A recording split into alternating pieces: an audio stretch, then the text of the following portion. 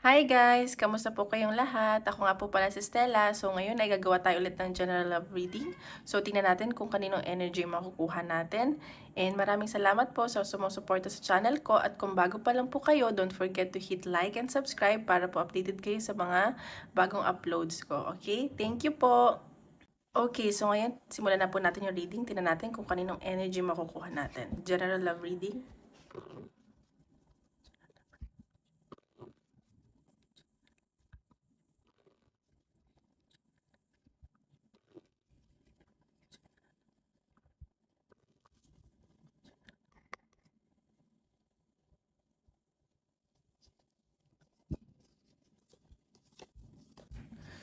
Okay, so may nakikita ko dito ang pagtatalo at hindi kayo masyadong nag-uusap ng person mo. Kasi nakikita ko dito parang nawawala yung excitement sa relationship. Parang napapagod, ganyan. At may dumarating na new love interest, ganun. At may nakikita din ako baka may pagbabalik yung person mo or namimiss, ganyan, travel. So, mahal ka naman ng person mo, pero parang ikaw, isa sa inyo, nagkakaroon ng new love interest. Tapos isa sa inyo, mataas yung pride, ganun. Kung ikaw babae, ikaw to, pero lalaki. Ayan. So, tingnan pa natin. Ano papakita dito? General love reading.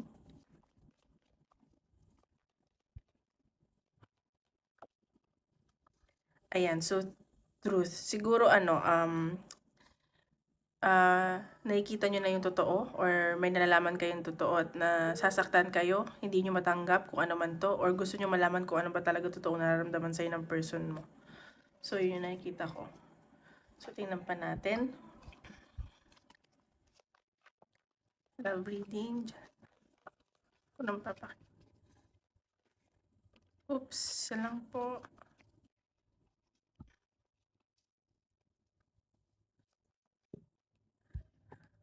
Change, transition. Ayan, so may nangyayaring pagbabago sa connection nyo ng person mo. At parang hindi mo natatanggap tong transition na nangyayari sa inyo, yung pagbabago sa inyo, ganyan. Kasi parang sobrang laki tong pagbabago eh. Parang, ayan. Ayan o, baka spiritual awakening, isa sa inyo nagkakaroon ng realizations, ganyan na sa sense ko. So, tingnan natin yung energy ng person mo. Napapakita.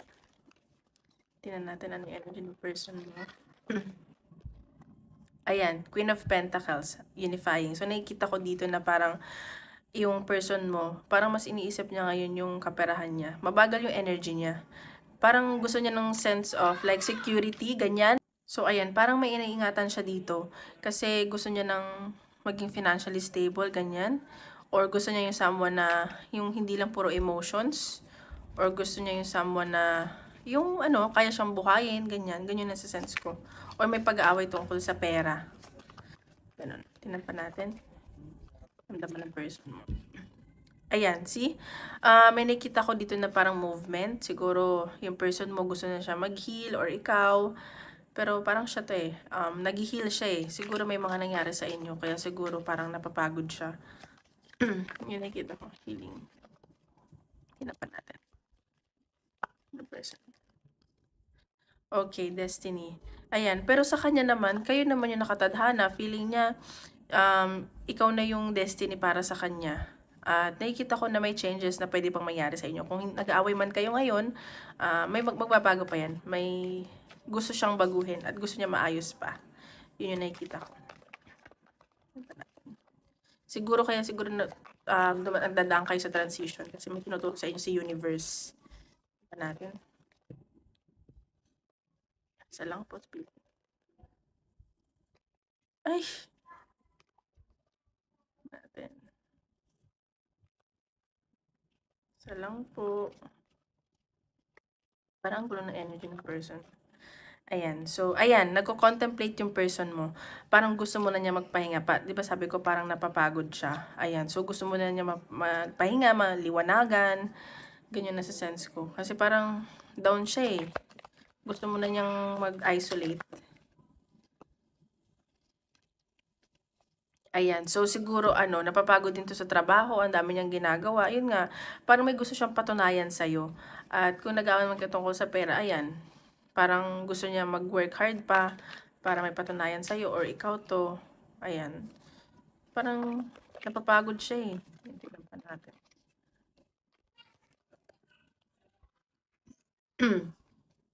Ayan, 'di ba? Sabi ko parang may spiritual awakening na nangyari sa inyo. Ayan. So, siguro gusto niya may changes na nangyari. Hindi ko alam kung sa religion o gusto niyang ikasal kayo. Basta may nangyayari sa kanya na parang sa sarili lang niya. Parang hindi pa niya masabi. Mag-change ba siya ng religion o ano? Ganun. Or may involvement na pera sa religion. Sorry po ah.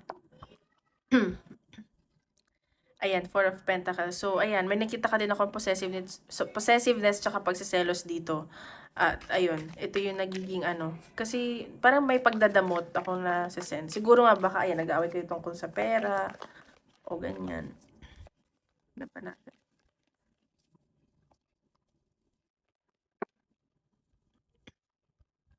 Okay, so nakikita ko dito may paghihinala ng third party. Siguro may paghihinalaan ka na kaibigan niya na feeling mo may nagugustuhan siya or like kabet, ganun.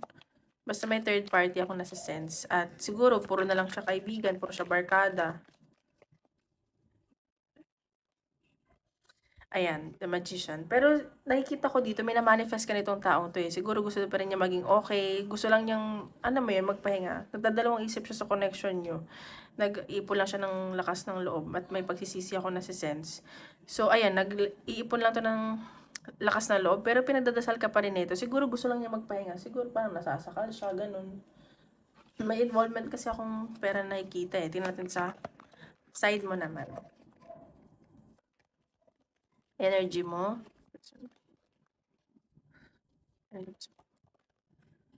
Okay. So, ayan. So, nagiging patient ka dito eh. Wini-wish mo pa din na maging okay kayo. Kahit nagmamatigas ka, deep inside your heart, gusto mo pa rin siya. Alam mo yun. Tignan pa natin.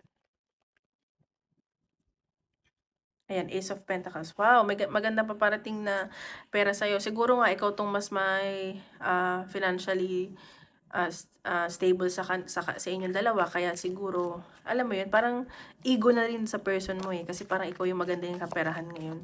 So, siya. Siyempre, kahit naman sino, kung lalaki man siya o babae. Kung hindi ka financially stable, nasa relationship ka, mahirap nga naman talaga. Ayan, Six of Swords. See?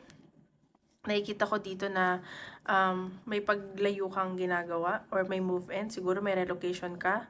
And nakikita ko na gusto mo na mag-move on sa connection nyo. Pero deep inside your heart, siya talaga mahal mo at forever yung pagmamahal na yun sa kanya. Alam mo yun. Ace of Cups. Ayan o, mahal na mahal mo yung person mo. Sobra-sobra yung nararamdaman mo dito sa person mo. Alam mo yun? Parang overflowing. Sobrang emotional ka ngayon sa nasa-sense ko. At hindi mo maitatago na siya talaga yung mahal mo. Tingnan natin yung mahal mo. Ayan, so marami kang choices. Marami kang manliligaw, ganyan. So, pinagpipili mo kasi parang sinasabi mo sa sarili mo, bakit siya pa? Bakit siya pa yung mahal na mahal ko? Eh, marami naman nagkakagusto sa akin. Yun nasa sense ko. So, nakikita ko dito na parang, ayan, lapitin ka din ng tukso. Marami kang choices sa mga tukso, pero may isang tao ka dito na kinakausap na parang siya talaga yung mahal ko, ganyan. Parang, ano ka din, parang may gusto kang kausapin na kahit lapitin ka ng tukso, siguro friend mo to. Like, siya talaga eh, kahit anong gawin mo, gano'n. Hanapan natin. See? Namimiss mo yung person mo at gusto mo mag-offer pa rin siya sa'yo. Siya pa rin yung gusto mong balikan or makasama. Ikaw yung emotional dito eh. Hanapan natin. Baka babalik din to. Ayan. So, ikaw, willing kang, kunwari, problemado siya financially. Willing ka naman tulungan siya, na magtulungan kayo. Hindi mo siya papabayaan. Ganun yung nasa sense ko. Parang ikaw na yung mag-ano dito. Mag-give in, magbibigay ng way. Alam mo yun? Like, tutulungan mo din siya. Ganun yung nasa sense ko. Martyr ka, girl or boy? Ayan. So, 10 of Wands. Kahit nahihirapan ka, ayan, pero gusto mo maging maayos kayo. Ayan, may nakikita akong celebration. Siguro, merong magpa-party, ganyan. Or, ayan, may new beginning ako nakikita para sa inyo. So, huwag ka mag-alala, okay? So, tingnan pa natin. Ano pang Makikita ko sa connection niyo ng person mo.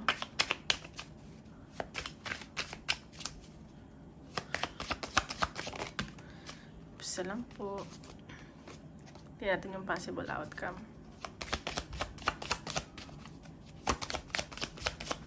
Possible outcome. Ayan, see? Ayan, may paparating sa yung good news. Siguro may message ka niya, ganyan. At baka matrap ka dito. At ayan, matutuwa ka naman. Pero, alam mo yun, baka itrick ka ng person mo. Siguro magiging ano ka, matalino ka. Parang, ay, ito na naman tayo. Pero yung pagkatrap mo in a positive way. Ayan. So, nakikita ko na parang pinag-iingat ka lang dito. Kasi kahit na i-message ka niya, alam mo yun, siguraduhin mo na clear yung intentions niya sa'yo, okay? Baka matrap ka na naman sa ano niya. Kasi syempre, kailangan pagbabalik siya sa'yo, magbabago na siya, 'di ba? Ayan. So, maging kalmado ka lang daw. At wag ka masyadong, ano mo, wag mo na lang siguro siyang aawayin or bubungangaan. Kasi nakikita ko naman dito na pwede niya pa maayos. Ayan. So, may mga tutulong sa inyo. Ayan. So, baka ma-feel mo lang na magiging matrap ka ulit, na baka masaktan ka ulit. Yun yung nasa-sense ko. So, pero maging kalmado ka lang daw, pag-isipan mo mabuti para hindi mo ma-feel na trap ka. Siguro, dati may nangyari sa inyo na, alam mo yun, hindi na maganda. So, baka feeling mo matrap ka ulit. Parang mauto ka ulit, ganyan. Okay, so tingnan natin ang tawag dito. Kung may tanong ka, natin ko na sagot ni Universe. Natin ang sagot ni Universe. Ayun, tulong pa. Ask for help from others. See, sabi ko sa inyo, kausapin mo yung mga friends mo, may mga tutulong sa'yo. Ayan, there's something better. Oh my God. Baka may ending na sa inyo kahit na mahal mo siya. Pero, you never know. So, ayun lang po. Maraming salamat. Tomorrow ulit.